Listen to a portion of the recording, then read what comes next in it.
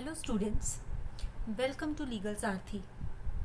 I would first like to give a brief introduction.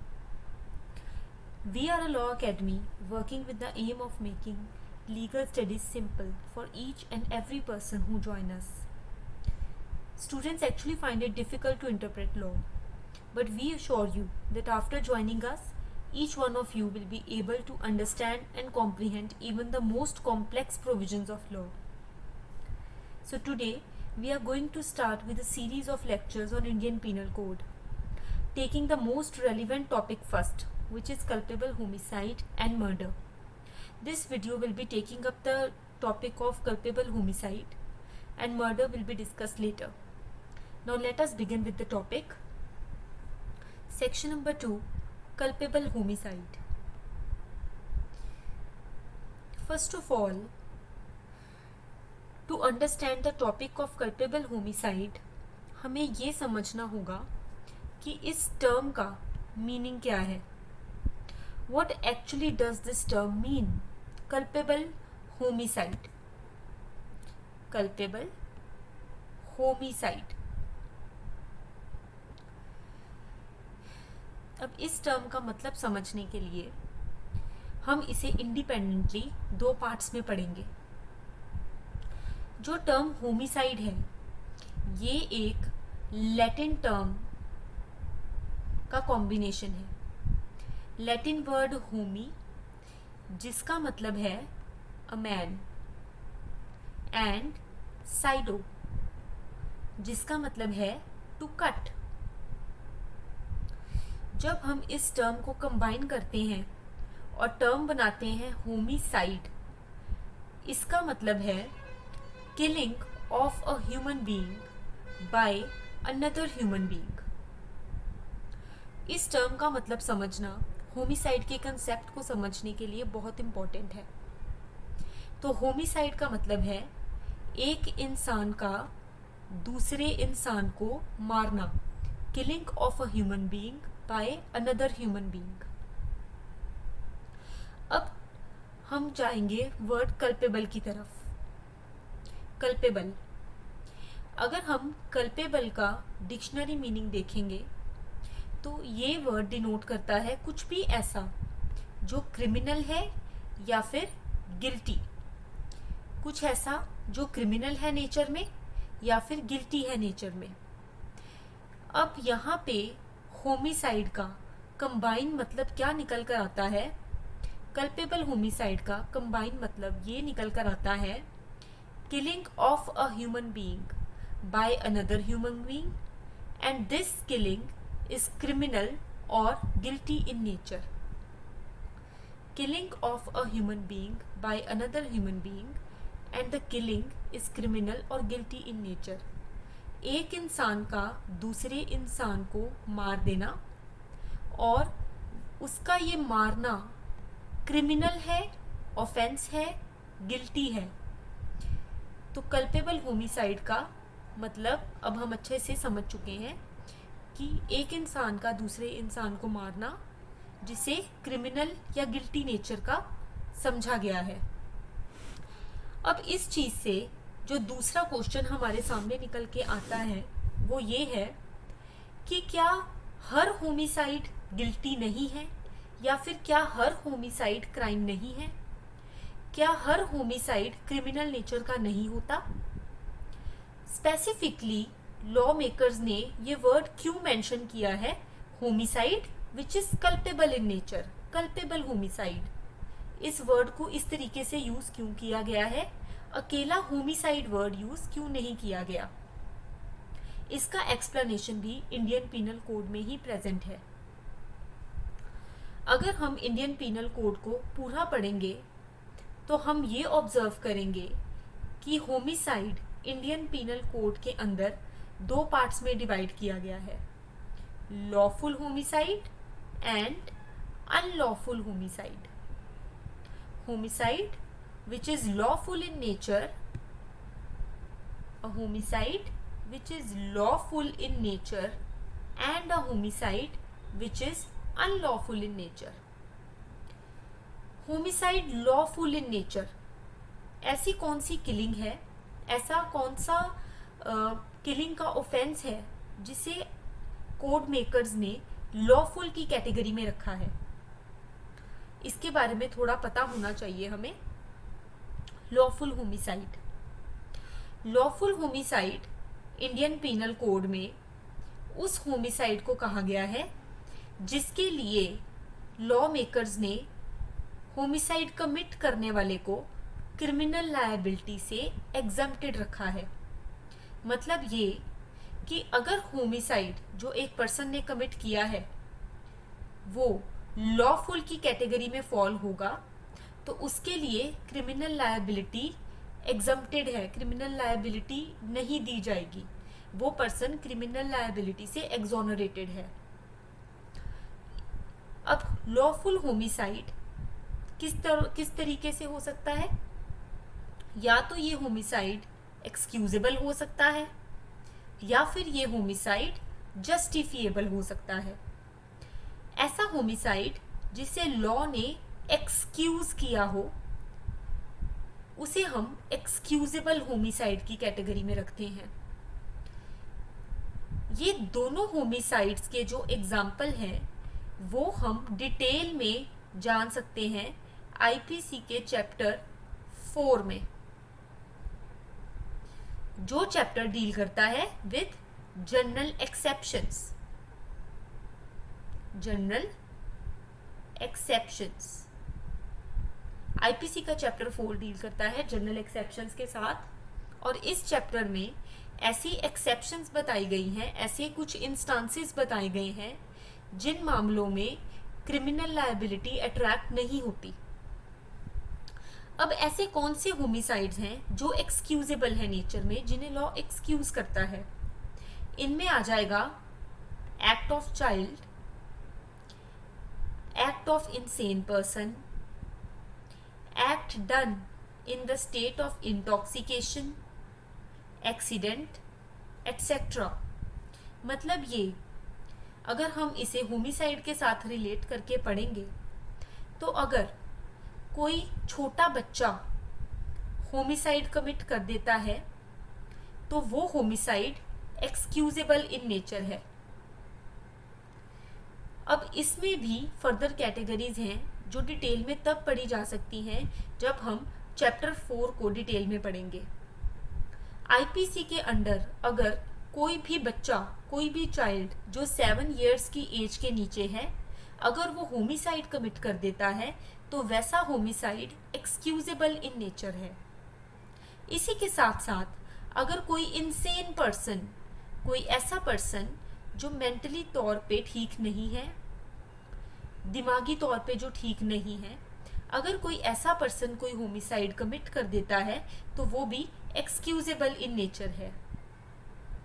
कोई भी act जो intoxication की स्टेट में किया गया है, अगर कोई होमिसाइड इंटॉक्सिकेशन की स्टेट में कमिट किया गया है और वो इंटॉक्सिकेशन वॉलंटरी इंटॉक्सिकेशन नहीं थी, यानी कि आप अपनी ही मर्जी से इंटॉक्सिकेशन की स्टेट में नहीं थे, ऐसे होमिसाइड को भी एक्सक्यूजेबल की कैटेगरी में रखा गया है।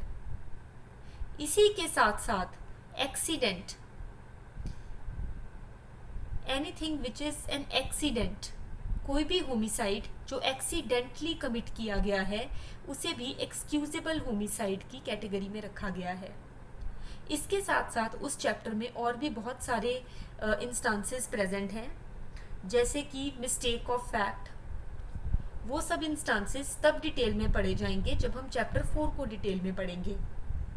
अभी के लिए अगर हम इसे होमिसाइड के साथ रिलेट करके पढ़ें तो इतना जानना इम्पॉर्टेंट है कि अगर कोई एक्ट ऑफ चाइल्ड है, एक्ट ऑफ इनसेन पर्सन है, it is done in the state of intoxication, accident etcetera, ऐसे होमिसाइड्स को एक्सक्यूजेबल होमिसाइड्स की कैटेगरी में रखा गया है और ये लॉफुल है, इसके लिए कोई क्रिमिनल लायबिलिटी नहीं है। अब दूसरे आ जाते हैं homicides which are justifiable in nature. ऐसे कौन से होमिसाइड्स हैं जिन्हें लॉ जस्टिफाई करता है? अब इसी चैप्टर में, चैप्टर नंबर 4 में प्रेजेंट है प्राइवेट डिफेंस। अगर कोई भी पर्सन प्राइवेट डिफेंस का राइट एक्सरसाइज करते हुए होमिसाइड कमिट कर देता है तो ऐसा होमिसाइड लॉफुल होमिसाइड की कैटेगरी में रखा गया है। उसके लिए भी कोई लीगल लायबिलिटी, कोई क्रिमिनल लायबिलिटी नहीं है। लेकिन ये इस समय हम एक जनरल सेंस में पढ़ रहे हैं।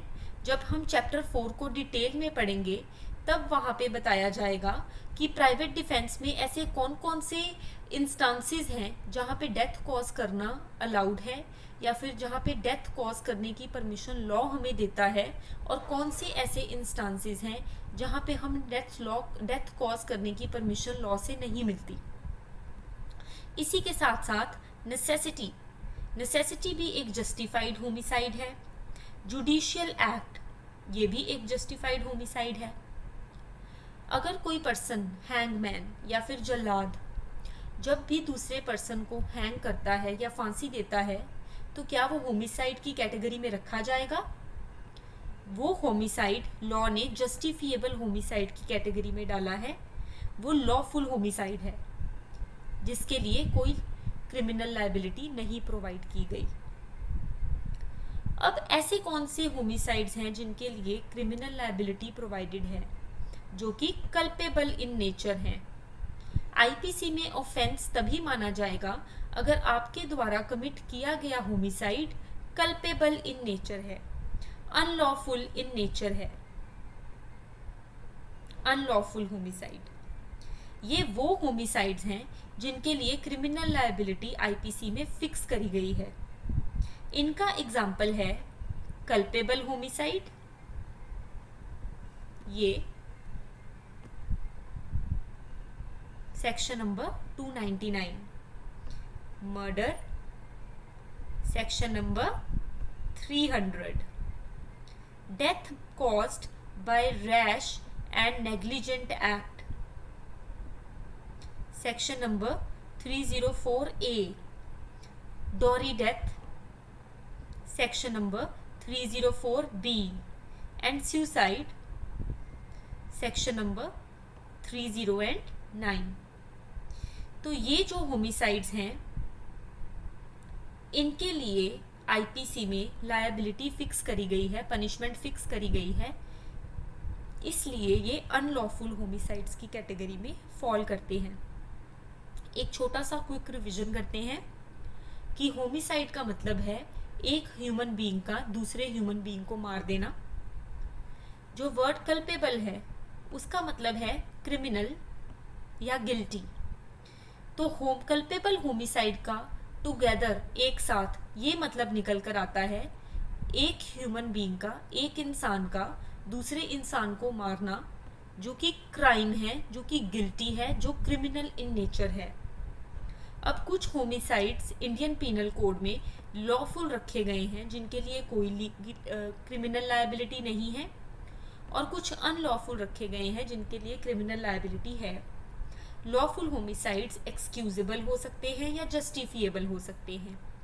एक्सक्यूजेबल यानी लॉ आपको एक्सक्यूज करता है कि आपसे ये होमिसाइड कमिट हो गया, जैसे act of child, insane person, act done in state of intoxication, accident etcetera.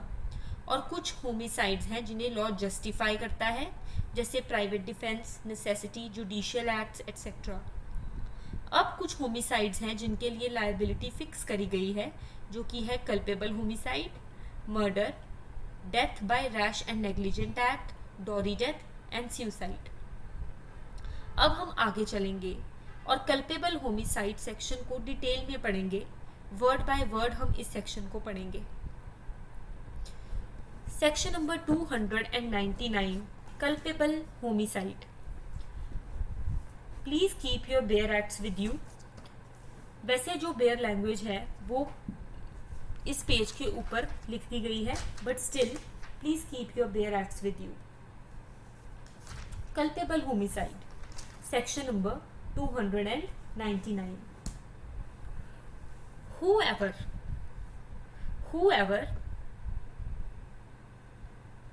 causes death,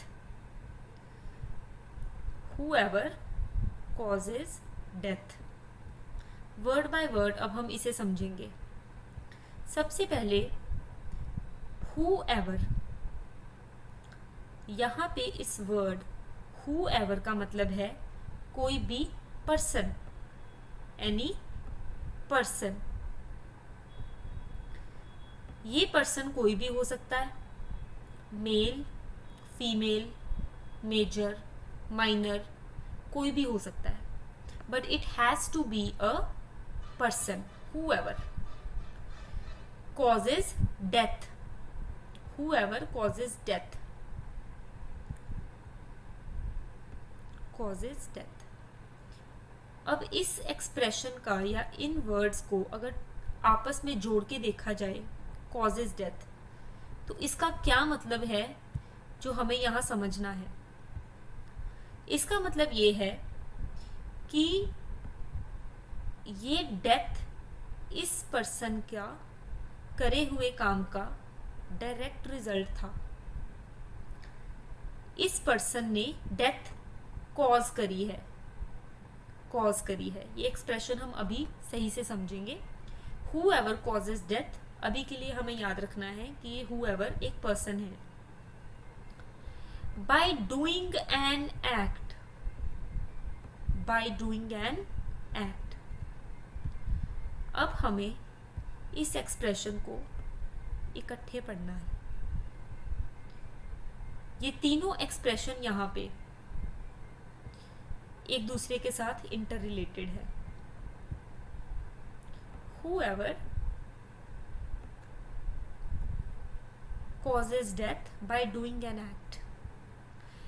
culpable homicide में क्रिमिनल लायबिलिटी अट्रैक्ट करने के लिए ये बहुत ज़रूरी है कि पर्सन जिसने डेथ कॉज करी है उसने कुछ ओवर्ट एक्ट किया या उसने कुछ ऐसा किया, कुछ एक्ट किया जिसका रिजल्ट, डायरेक्ट रिजल्ट डेथ था।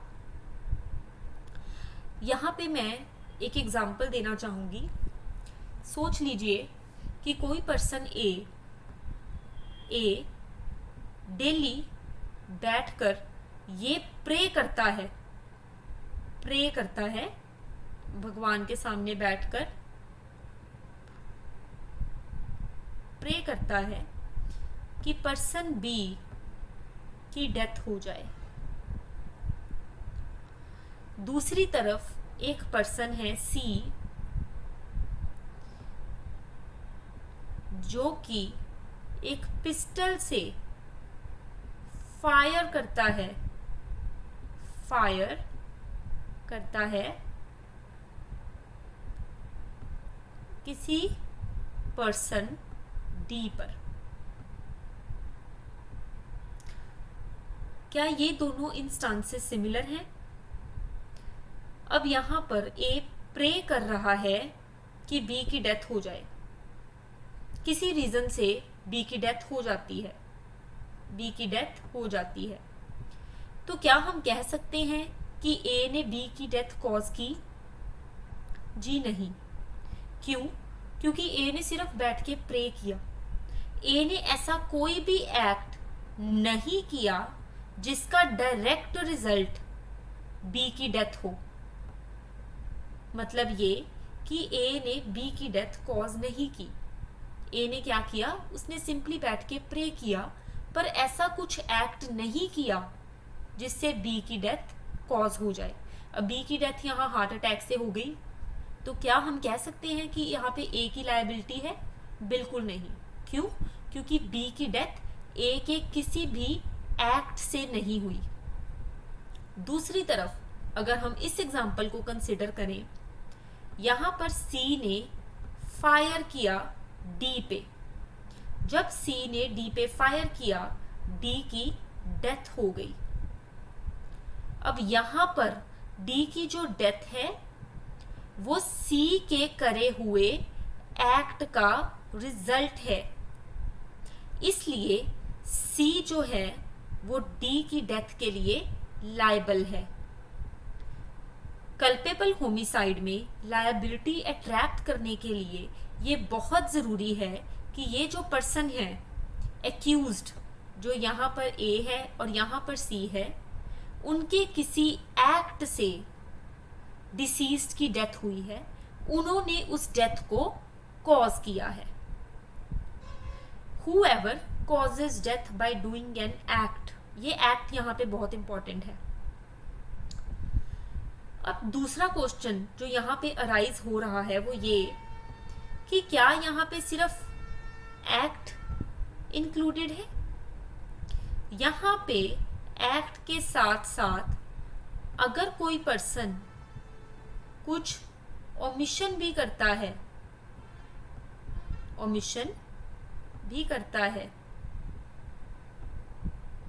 Am sorry for this hand writing, अगर कोई पर्सन कोई ओमिशन भी करता है तो वो भी यहाँ पे इंक्लूडेड है। अब ओमिशन क्या है? एक्ट का मतलब है कि हमने कुछ किया जो हमें नहीं करना चाहिए था, या फिर सिंपली यहाँ पे अभी हम ये समझते हैं कि हमने कुछ किया, इस पर्सन ने कुछ किया। ओमिशन का मतलब है इस पर्सन ने कुछ नहीं किया जो कि उसे करना चाहिए था। अब फॉर एग्जाम्पल, अगर कोई बेबी है, कोई माइनर बेबी है जो अभी खुद का ख्याल नहीं रख सकता, वो किस पे, ये बेबी किस पे डिपेंडेंट है? अपनी मदर पे डिपेंडेंट है।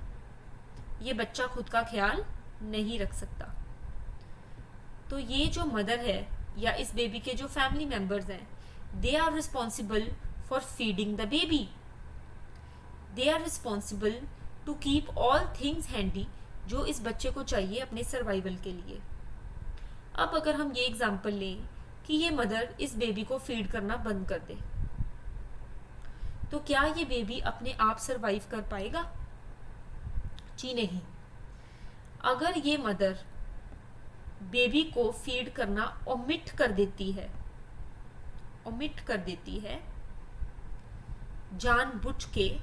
जानते बुझते हुए उसे फीड करना ओमिट कर देती है, जिससे बेबी स्टार्व करता है और बेबी की डेथ हो जाती है, तो यहाँ पे इस मदर ने ओमिशन की है, तो यहाँ पे एक्ट के साथ साथ ओमिशन भी इंक्लूडेड है।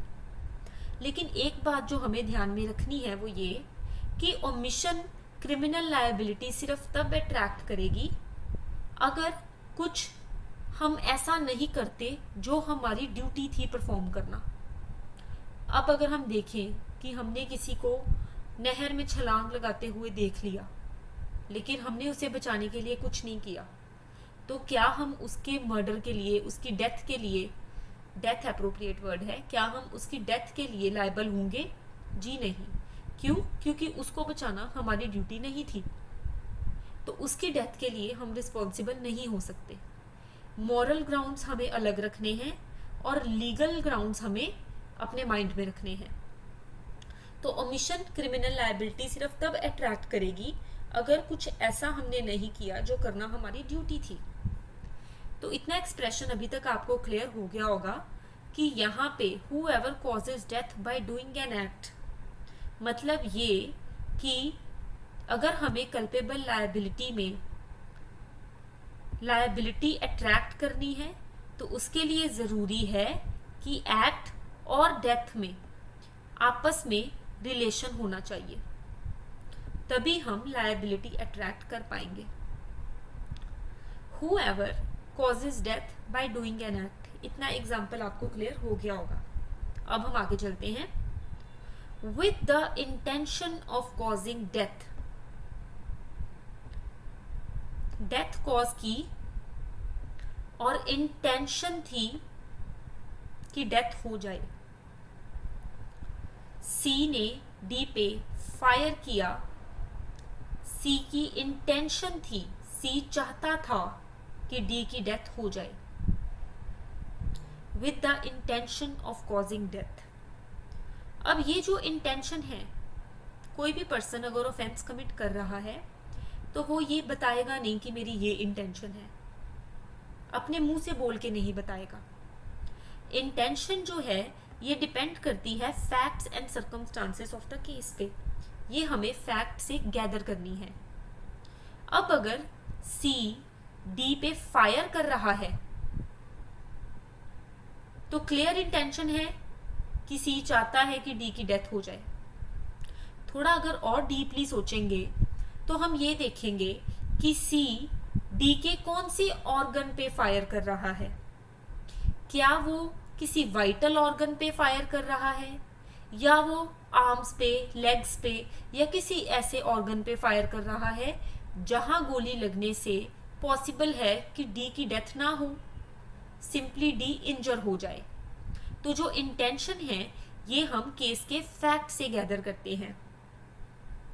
अगर कोई इस एक्ट को करेगा with the intention of causing death, उसकी इंटेंशन ही थी कि डेथ हो जाए, तो वो कमिट करता है ऑफेंस ऑफ कल्पेबल होमिसाइड। और आगे चलते हैं। Whoever causes death by doing an act with the intention of causing such bodily injury, intention of causing what? Bodily injury। यहाँ पे वर्ड डेथ नहीं लिखा, तो यहाँ पे डेथ कॉज करने की इंटेंशन नहीं थी। इंटेंशन थी एक बॉडीली इंजरी, एक चोट कॉज करने की। कैसी बॉडीली इंजरी? उस चोट का नेचर क्या है? Which is likely to cause death. ऐसी चोट कॉज करने की इंटेंशन थी जिसमें चांसेस हैं, लाइकली, जिसमें चांसेस हैं कि डेथ हो सकती है। अब मान लीजिए जो ई है ये एफ पे अटैक करता है विद एन आयरन रॉड।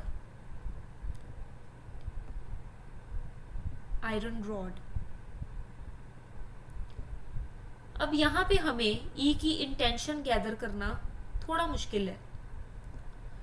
अगर हम देखें